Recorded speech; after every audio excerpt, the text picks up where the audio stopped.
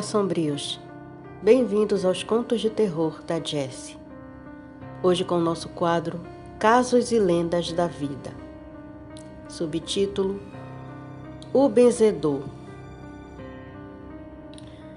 João era um benzedor famoso na região. Conseguia de um tudo para todos: vendas de produtos encalhados, cura de doenças, amarração no amor, trazer a pessoa amada de volta, separação de casal e situações difíceis de resolver. Usava orações espontâneas para trazer as benzenções e, dependendo da situação, abria o temido e antigo livro de São Cipriano de capa preta. Orações fortíssimas, usadas para tudo. Noutras situações, sugeria a seus clientes garrafadas, chás, banhos de descarrego, fechamento e limpeza de corpo com ramos. Outras vezes, copiava e dava para os clientes dar continuidade das rezas em casa por um período até a necessidade da pessoa acontecer.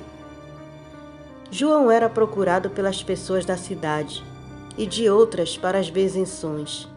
Às vezes até conseguia saber do futuro da vida delas.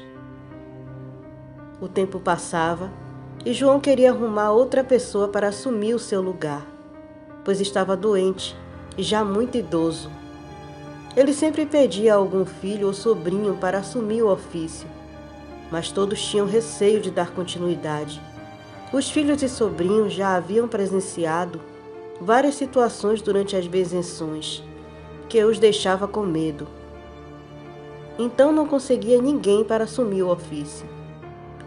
Já acamado, João esteve internado no hospital e depois foi mandado para sua casa, pois os cuidados poderiam ser dados pela família.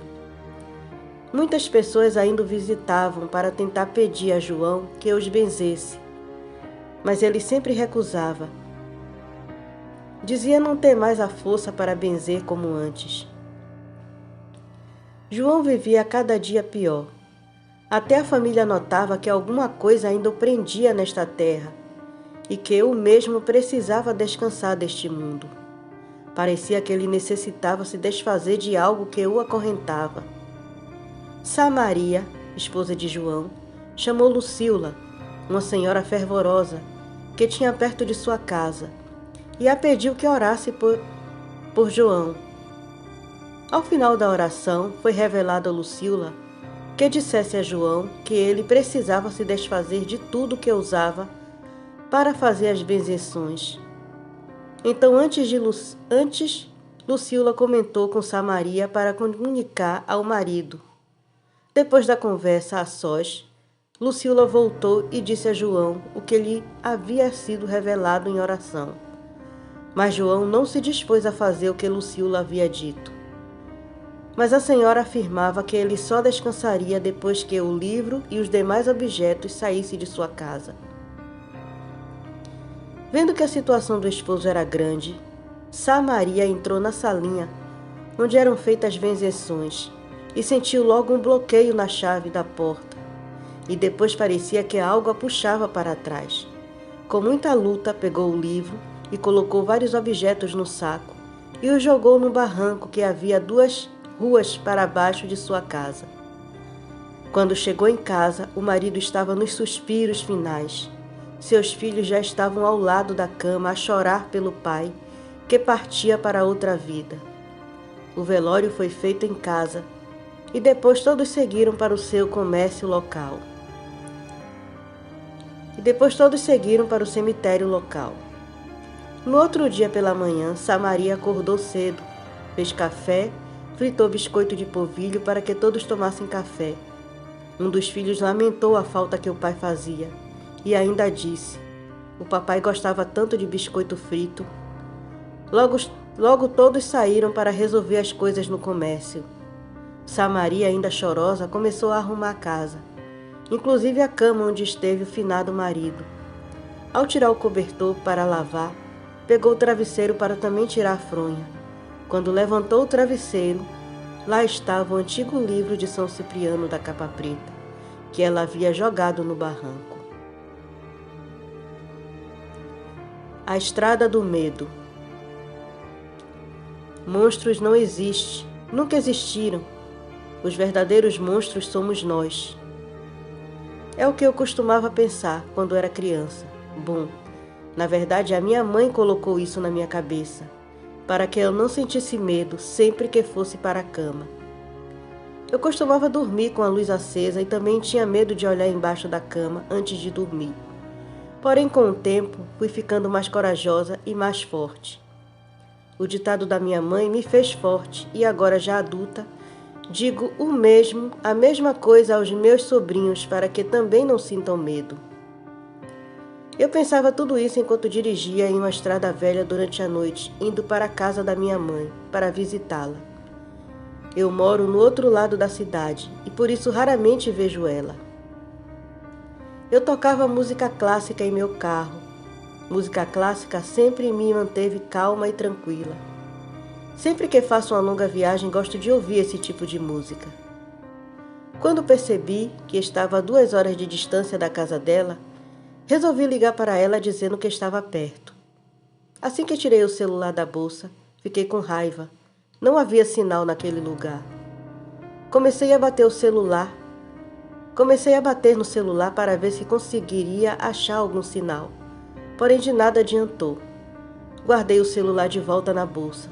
Quando finalmente me concentrei na estrada, dei um leve grito de olhos arregalados, segurei forte no volante, pisando fundo no freio. O carro travou e eu fui violentamente para frente. No meio da estrada, tinha um galho bloqueando o caminho. Pensei em sair do carro, mas depois disse para mim mesma que talvez estivesse um assaltante ou até mesmo um assassino escondido na floresta. Fiquei dentro do carro pensando no plano para tirar aquele galho, pois era enorme.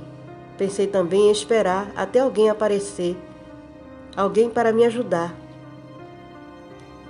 Minutos depois escutei um barulho estranho vindo da floresta. Tranquei todas as portas e janelas, mas quando olhei para a direção do galho, meu coração quase saiu pela boca. Era uma criatura que eu nunca tinha visto antes. Tinha pernas e braços longos, meio corcunda e uma cabeça muito pequena. Seu corpo todo contorcido, aquela coisa olhava para mim. Eu mal conseguia me mover de tanto medo que sentia. Sem que eu me apercebesse, a coisa pulou para cima do meu carro. Eu dei um pulo dentro do carro e gritei. Liguei o carro e recuei desesperadamente. Comecei a chorar sem poder fazer nada e de repente aquela criatura correu para a floresta. Percebi que um caminhão se aproximava e então pensei que talvez a coisa tenha se assustado ao ver o mesmo. Um homem desceu do caminhão e veio até meu carro perguntando se eu precisava de ajuda. E aos choros respondi que sim. Ele e mais 2 homens tiraram o galho do caminho. Agradeci pela ajuda e continuei a minha viagem. Assim que cheguei, contei para minha mãe o que eu vi e ela não parecia nada surpresa. Foi então que ela disse que eu tive sorte de chegar viva, pois raramente passam carros por lá. Disse também que aquela estrada estava fechada e ficou chocada ao saber que fora reaberta. A partir daquela noite, eu prometi para mim mesma que nunca mais iria viajar de noite e nunca mais iria naquela estrada novamente. E monstros, eles existem sim. Obrigado por escutarem até aqui. Apoie o canal curtindo, compartilhando, se inscrevendo.